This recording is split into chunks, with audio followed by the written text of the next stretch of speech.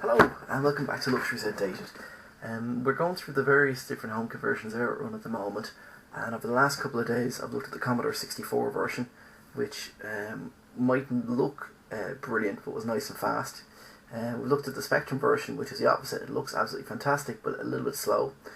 We looked at the Amstrad version and basically wished we didn't. Not good at all. And this is the arcade. This is what it should look like, by the way, the arcade version.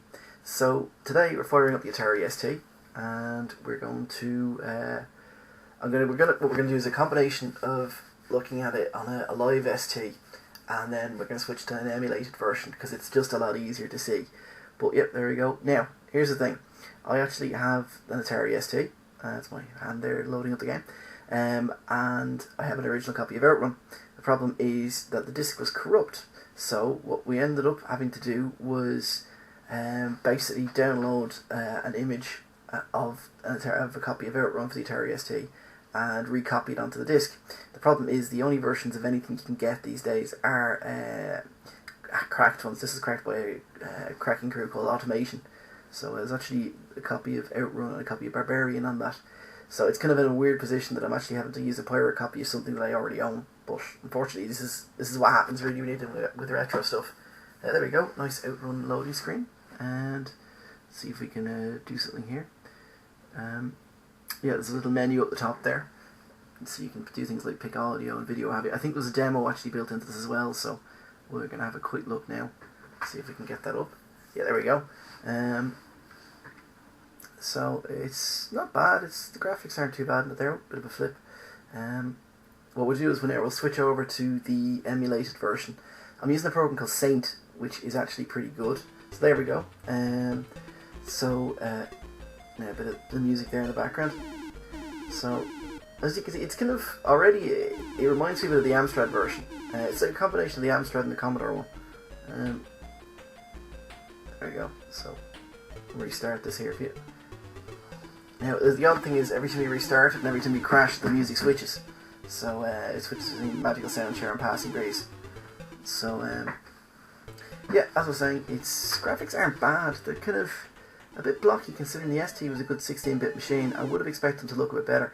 It actually looks like it actually looks a bit like Peter Griffin from Family Guy's driving the car. It's got a big fat head. God knows who he's got beside him there. But no, as you can see, it's scrolling along pretty quickly. The graphics aren't brilliant. Amazingly, so far, of all the versions I've seen, the most detailed are on the Spectrum, which is an 8-bit machine. So there you go. At least it's got. Oh, the car is empty. The car is empty. Oh, there we go. We've reappeared again. So Peter Griffin gets back in his car. There's a choice in this as well, being a 16-bit machine that uses a mouse, of controlling it with the mouse or the joystick. I mean, one of the things you've got to bear in mind is that with racing car games, back then you were still using your joystick to control them, like one joystick, one fire button, and that's it. Okay, let's give this another try here. See if we can show you a bit more of the game. There's the course map there.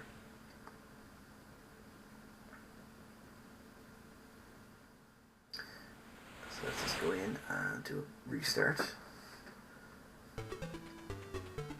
Okay. So it's again. I would have expected a 16-bit machine to look a lot closer to the arcade. It's what we're looking at really here is kind of just an enhanced version of kind of a cross between the Commodore and Amstrad versions. Probe, a company called Probe, handled a lot of the what's a bit of corruption there. Now that may just be the emulation, or it could be. This is the problem with emulating, is that quite often it can't do everything 100%. But yeah, a company called Probe handled the conversion, so there probably would have been a lot of similarities between the different ports. So like I said, it looks to me like a combination of the Commodore 64 and the Amstrad one, just graphically. It does run nice and fast. Unfortunately, as you can see, there's a fairly big, that border that's around the screen there isn't just the emulator, it actually is on the real version, so you're looking at a smaller version of the screen. Okay, and took a bit of a hit there. Oh, checkpoint, okay. And that's odd. It didn't. There was no fork in the road. Now, it could be because, as I said, unfortunately, I'm having to use a cracked version of this, and maybe to cut down, they decided to take the Commodore 64 over this. Oh, bit of a crash there. But there didn't seem to be much of a fork in the road. It literally seemed to go from one stretch of road to the next. Again, it's like I said, the graphics are kind of they're like a slightly more enhanced version of the Amstrad and Commodore versions. I really would expect it to look a lot better on the ST. And the music's, it's really, kind of gets annoying when that music keeps changing every time you crash. I suppose it's an incentive not to crash, really.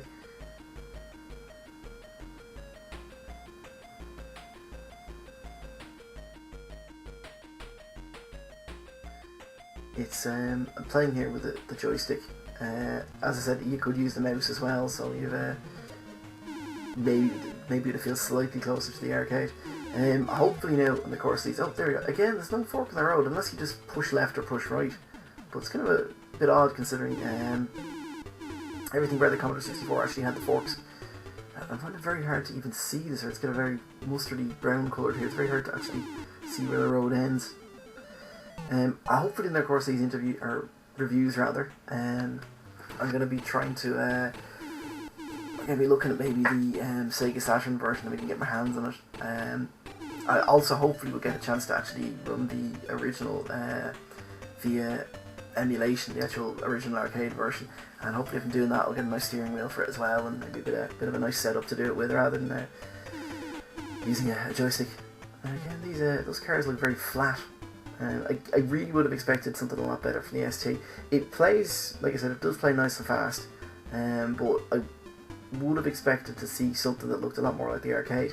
You know, what we're getting here, as I said, is just an enhanced version of the 8-bit game over there.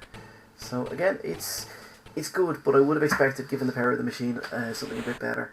So I would give this about 75%. So I still reckon, bang for buck, Spectrum version is definitely the one to go for. Or if you want something a little bit faster, the Commodore is pretty good as well. Again, this is good. It's still better than the Amstrad, but that's not really hard. So there you go. Spectrum wins. And if you're from the Retro Gamer forum and you saw me ranting about how bad Spectrums are, I take it all back. I apologise. Anyway, next up, we may be looking at the Master System one. So see you then.